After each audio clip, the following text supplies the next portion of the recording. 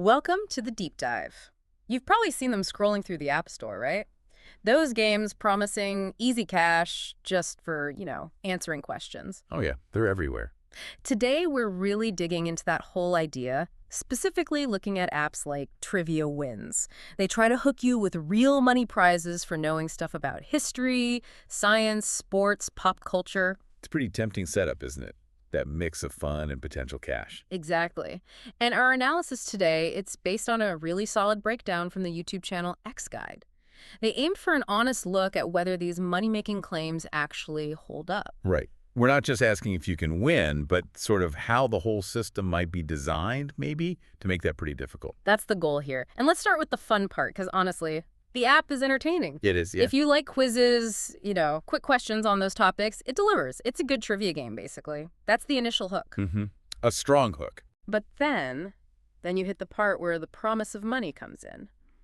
And that's where things get a bit murky, it seems. Yeah, and what's interesting, according to the source, is that the roadblocks you encounter aren't really accidents. They feel kind of intentional. Intentional friction. Sort of, yeah. Designed to benefit the app developers more than the players.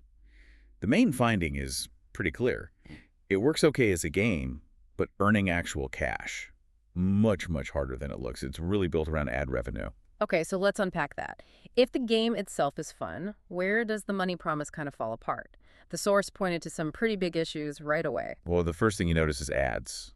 Just tons of ads. Okay, but lots of free apps have ads, right? What's different here? Is it just the sheer number? It's partly the volume, yeah. It's absolutely loaded, which, points straight to their main business model being ad views impressions. Cost per mil, getting paid per 1,000 views. Exactly. But the other big thing is just how long it takes. Like, the time needed to actually gather enough points to even think about a payout. Ah, so it's deliberately slow. It seems that way. Very slow. Designed maybe to maximize how many ads you see before you get anywhere near that cash out minimum, if you ever do. Right. The idea is maybe you'll just get tired or frustrated and give up long before you hit the target. That seems to be the experience for many. And then there are even more serious reports from some users, people who actually did manage to grind it out, Yeah. What happened? They ran into problems actually cashing out, difficulties getting the money they thought they'd earned. Oof.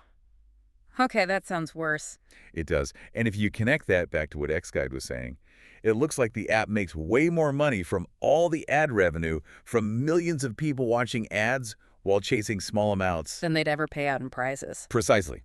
The payout part might just be, well, small compared to the ad income. So the big question then, is Trivia Wins technically a scam?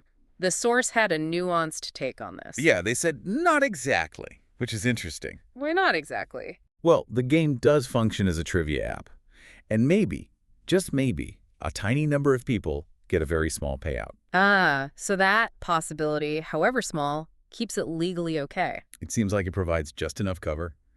Plausible deniability, perhaps. It avoids being an outright scam, even if the whole experience feels, well, a bit exploitative for the user aiming for cash. Okay. So the key takeaway for you listening is pretty crucial here. Definitely.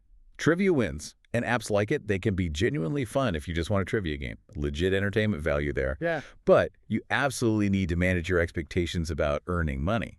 It's just not set up to be a reliable income source. Not at all. You need that critical thinking cap on when you see these play-to-earn claims. So you're playing for fun, maybe a distraction, not really playing to earn. Exactly that. Playing for distraction, not for dollars. And thinking about that structure, the whole ad revenue thing, it makes you wonder, doesn't it? It really does, because it's all built on your time and your attention. Those are valuable resources, right? Definitely. Your most valuable, maybe. So it raises this bigger question.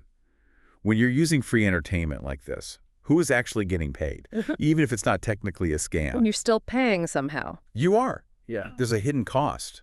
Your time, your focus, sometimes even your data. Yeah. You're feeding their ad machine. That's something to really chew on next time an app promises you easy money just for playing.